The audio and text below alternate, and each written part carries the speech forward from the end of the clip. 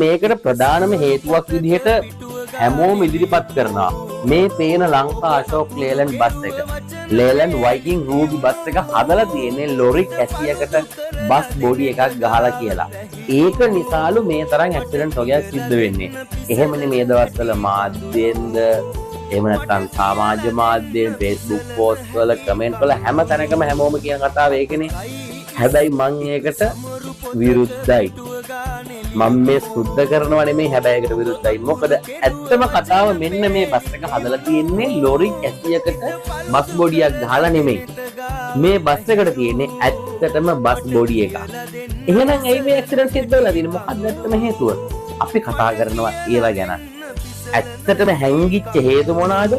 ඒවට පිළියම් මොනවාද කියලා ඔයාලට මේ වීඩියෝ එක ඉවර වෙනකම් බලුවොත් දැනගන්න පුළුවන්. වගේම මටත් හොඳට බලින්නත් පුළුවන්. හැබැයි මේ බස් එක හදලා තියෙන්නේ ලොරි කැසියකින් නෙමෙයි බස් කැසියකින්.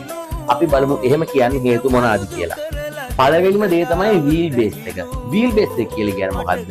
රෝද දෙකක් අතර පරතරය. අපි පින්තූරයක් අරගෙනම බලමු. මේ තියෙන්නේ බස් කැසිය එකක්. මේ ඉස්සරහා රෝදේ පිටිපස්ස රෝදේ අතර තියෙන පරතරය තමයි වීල් බේස් එක කියලා කියන්නේ. මොකද්ද වීල් බේස් එක කියන්නේ? ඉස්සරහා රෝදේ පිටිපස්ස රෝදේ අතර තියෙන පරතරය.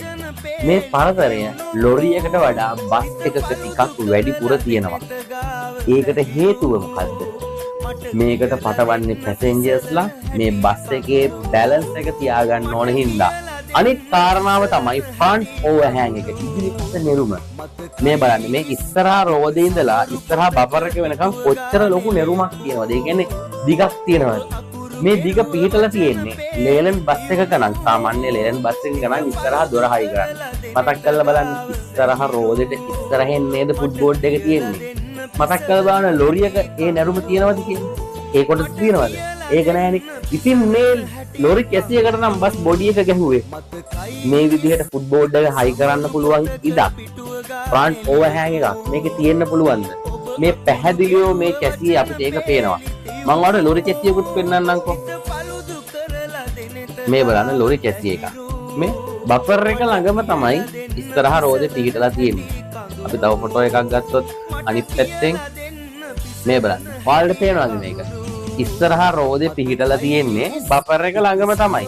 එතකොට කොහොමද එතන ෆුට්බෝඩ් එකක් හයි කරන්න ඉඩක්? ඉඩක් පිහිටලා නැහැ. අපි සමීප ඡායාරූපයක් ගත්තොත් එහෙම බස් බොඩි එක බස් කැසිය එක.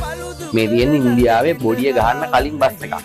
මේ බලන්න මේ එන්ජින් බොක්ස් එක ඔයාලට දැකලා පුරුදුයිනේ. ඒ වගේම තමයි මේ ෆුට්බෝඩ් එක ගහන ඉඩ ප්‍රමාණය තමයි මේ තියෙන්නේ. එතකොට ඔයාලා දැන් පිළිගන්නවද බස් කැසියයි ලොරි කැසියයි කියන්නේ